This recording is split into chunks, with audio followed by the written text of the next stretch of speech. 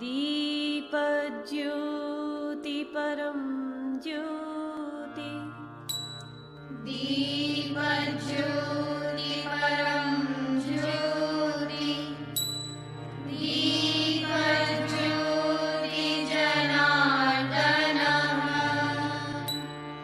दीपो हरतु मे पापम् दीपज्योति नमोऽस्तुते शुभं करोतु कल्याणम् आरोग्यं सुखसम्पदः द्वेषबुद्धिविनाशाय आत्मज्योति नमोऽस्तुते आत्मज्योति प्रदीप्ताय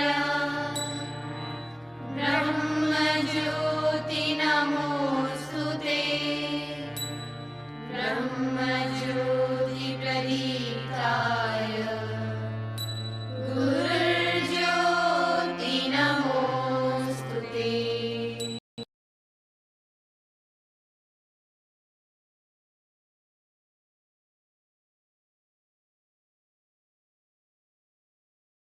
चौदह सितंबर को हिंदी दिवस के रूप में मनाया जाता है और इस सप्ताह को हिंदी पखवाड़ा कहा जाता है। पूरी दुनिया में सबसे ज्यादा बोली जाने वाली भाषाओं में से हिंदी चौथे स्थान पर है। इससे 80 करोड़ लोग बोलते हैं। आजादी के बाद अंग्रेजी के बढ़ते उपयोग की वजह से हिंदी दिवस मनाने का निर्णय लिया गया।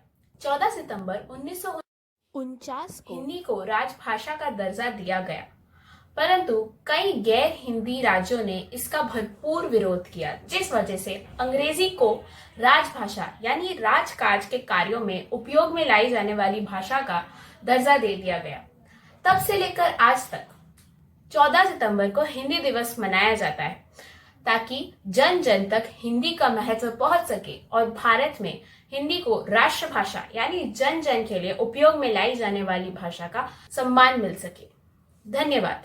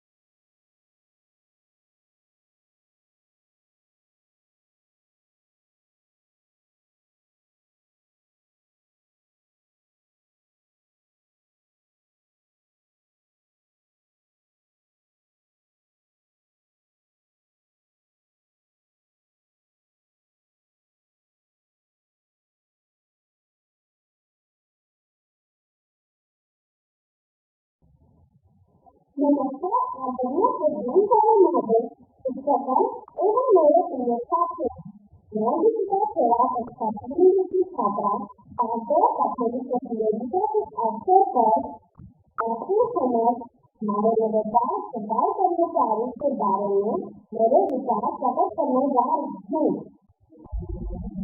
व्यापार में अपनी जिम्मेदारी के साथ लोगों को प्रबंधन के बताने और व्यवसाय की दिशा मिला रही हूँ।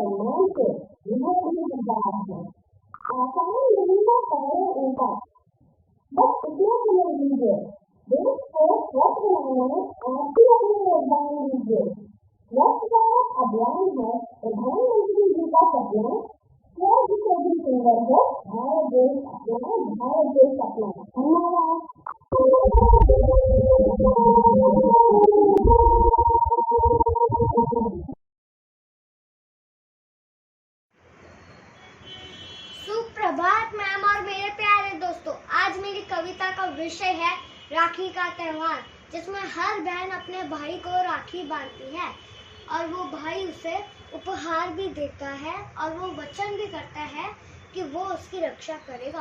राखी का त्योहार आया, ढेरों खुशियां साथ लाया, रंग बिरंगी खूब सजली, लाल गुलाबी नीली पीली रेशमी और सितारों वाली राखी से बाजार छाया। राखी का त्योहार आया, ढेरों खुशियां साथ लाया, नए नए कपड़े पहनकर राखी मिठाई कुमकुम रख कर थाल सजाई, प्यारी बहना मन भाया।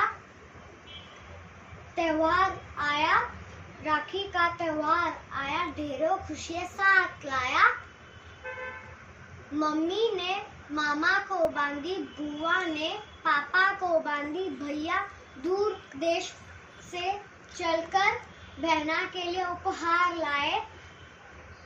राखी का त्योहार आया, ढेरों खुशियां साथ लाया। धन्यवाद।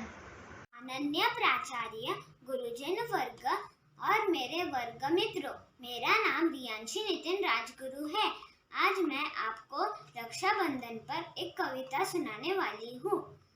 राखी का त्योहार आया, ढेरों खुशियां प्यार लाया, रंग बिरंगी खूब सजीली, लाल गुलाबी नीली पीली रेशमी और सितारों वाली राखियों से बाजार छाया। राखी का त्योहार आया, ढेरों खुशियां प्यार लाया, नए नए वस्त्र पहनकर राखी मिठाई कुमकुम रखकर थाल को सजाया, प्यारी बहना मन भाया। त्योहार आया, राखी का त्योहार आया, ढेरों खुशियां प्यार लाया। मम्मी ने मामा को बांधी, बुआ ने पापा को बांधी, भाई दूर देश से चल कर आया, बहना का उपहार लाया। राखी का त्योहार आया, ढेरों खुशियां प्यार लाया। धन्यवाद। नमस्ते, मैं दीप्ति भट्ट कक्षा 4 B में पढ़ती हूँ। आज मैं आपको एक कविता सुनाने वाली हूँ जिसका शीर्षक है मैं हूँ एक भारतवासी। न धर्म कोई मजहब मेरा, बस मैं हूँ एक भारतवासी। अजमेर भी प्यारा है मुझको और मुझे प्यारा है काशी। धर्म कोई मजहब मेरा, बस मैं हूँ एक भारतवासी। ईद की सेवई हो या दिवाली की हो मिठाई, इस पेट में न कभी कोई उंगली उठाए। दिल से रखना दिल का रिश्ता, इस देश ने ही यह रीत सिखाई। सदा रहते हम मुस्कुराते, चेहरे पर कभी न आती उदासी। न धर्म न कोई मजहब मेरा, बस मैं हूँ एक भारतवासी। इस धरा पे मुझको कोई भी मिले, मैं प्रणाम करूँ, मैं सलाम करूँ। न वैर रखूँ मैं किसी से कभी, चुपचाप मैं अपना काम करूँ। अपने ही है सब, कोई गैर नहीं है जितने यहाँ के निवासी। न धर्म न कोई मजहब मेरा, बस मैं हूँ एक भारतवासी। न धर्म न कोई मजहब मेरा, बस मैं हूँ एक भारतवासी। अजमेर भी प्यारा है मुझको और मुझे प्यारा है काशी। न धर्म न कोई मजहब मेरा, बस मैं हूँ एक भारतवासी। धन्यवाद। सुप्रभात आदरणीय प्रधानाचार्य जी एवं मेरे शिक्षकगण। मेरा नाम स्नितिक है। मैं कक्षा 5वीं का विद्यार्थी हूँ। आज मैं कथा कथन प्रतियोगिता के लिए एक शिक्षाप्रद कहानी प्रस्तुत करने वाला हूँ। मेरी कहानी का शीर्षक है नैतिक मूल्यों की डोर। बिहार में एक महर्षि थे। दूर दूर से विद्यार्थी उनके आश्रम में अध्ययन के लिए आते थे। उनकी एक विशेषता यह थी कि वे नियमित शिक्षा के साथ साथ विद्यार्थियों को व्यवहारिक ज्ञान भी देते थे, ताकि विद्यार्थी उनकी दी हुई शिक्षा को आत्मसात कर सके। वे समय समय पर शिष्यों के साथ शास्त्रार्थ भी करते थे, जिससे कि उनके विद्यार्थी आगे आने वाले जीवन में कभी किसी से शास्त्रार्थ में नहीं हारे। एक दिन एक शिष्य, जिसके अध्ययन काल का यह अंतिम वर्ष था, उनके पास आया और बोला, गुरुजी, आज मैं आपके साथ शास्त्रार्थ करना चाहता हूँ। हाँ ठीक है, हम शास्त्रार्थ अवश्य करेंगे, परंतु ये तो बताओ किस विषय पर? गुरुजी ने पूछा। शिष्य बोला, गुरुजी, आप हमेशा कहते हैं कि सफलता की ऊंचाई तक पहुंच जाने के बाद भी व्यक्ति को नैतिक मूल्यों की डोर नहीं छोड़नी चाहिए। तब भी उस व्यक्ति को संस्कारों रूपी बंधन से बंधा रहना आवश्यक है। लेकिन मेरा यह मानना है गुरुजी कि एक निश्चित ऊंचाई पर पहुंच जाने के बाद व्यक्ति के लिए ये नैतिक मूल्य एक रुकावट की तरह होते हैं और वे उसके आगे आने वाले जीवन में तरक्की के लिए बाधक सिद्ध होते हैं। शिष्य की बात सुनकर गुरुजी ने कुछ देर विचार किया और फिर बोले, हम इस विषय पर शास्त्रार्थ बाद में करेंगे। चलो आज पतंग उड़ाते हैं, मौसम बहुत ही अच्छा है, सभी विद्यार्थियों को बुला लो। वह शिष्य बहुत खुश हो गया, क्योंकि ऐसे आयोजनों पर गुरुजी शिष्यों को अपने मन मर्जी मुताबिक आनंद लेने की खुली छूट देते हैं। सभी विद्यार्थी आश्रम की खुली जगह पर एकत्रित हो गए। कुछ विद्यार्थियों ने पतंग और डोर संभाली, तो कुछ चक्री पकड़कर पीछे खड़े हो गए। जब पतंग काफी ऊंचाई तक पहुंच गई, तो गुरुजी ने शिष्य से पूछा, तुम्हारे विचार में ये पतंग इतनी ऊंची कैसे पहुंच गई? हवा की मदद से, शिष्य ने उत्तर दिया। अच्छा, तो क्या ऊपर पहुंचने में डोर की कोई भूमिका नहीं है? गुरुजी ने पूछा। है तो, पर सिर्फ शुरुआत में। फिर तो यह अपने आप ही हवा में लहराती हुई पहुंच गई। शिष्य ने कहा। उसने फिर आगे कहा, इतनी ऊंचाई तक पहुंच जाने के बाद फिर डोर की कोई भूमिका नहीं रह जाती। इसके बाद गुरुजी ने कहा, चलो शिष्य, पेंच लड़ाए। इसके बाद दोनों पेंच लड़ाने लगे। थोड़े ही समय में गुरुजी ने नीचे से डोर खींची और शिष्य की पतंग काट दी। शिष्य की पतंग डगमगाती हुई नीचे आकर गिरने लगी। इसके पश्चात गुरु ने पूछा, शिष्य क्या हुआ? तुम्हारी पतंग तो डोर से कटकर जमीन पर आ गिरी, जबकि मेरी पतंग तो अभी भी डोर से बंधी हुई अपनी ऊंचाई तक बनी है, और इतना ही नहीं, यह अपने डोर के सहारे और भी ऊंचाई तक पहुंच सकती है। अब शिष्य को समझ चुका था कि गुरुजी शास्त्रार्थ ही कर रहे थे, यह उनका अनूठा तरीका था अपने शिष्य को समझाने का। शिष्य ने अपने गुरु से माफी मांगी तो गुरु ने भी उसे अपने हृदय से लगा लिया। फिर उन्होंने सबको बुलाकर समझाया। इस तरह जो हवा रूपी झूठे आधार के सहारे टिका रहता है, उनकी यही गति होती है। गुरुजी ने नैतिक मूल्यों का अर्थ विद्यार्थियों को अपने अनोखे तरीके से समझाया और सभी प्रभावित हो गए। इस कहानी से हमें यह शिक्षा मिलती है कि व्यक्ति को तरक्की की ऊंचाई पर पहुंच जाने के बाद भी कभी अपने नैतिक मूल्यों को नहीं भूलना चाहिए। धन्यवाद।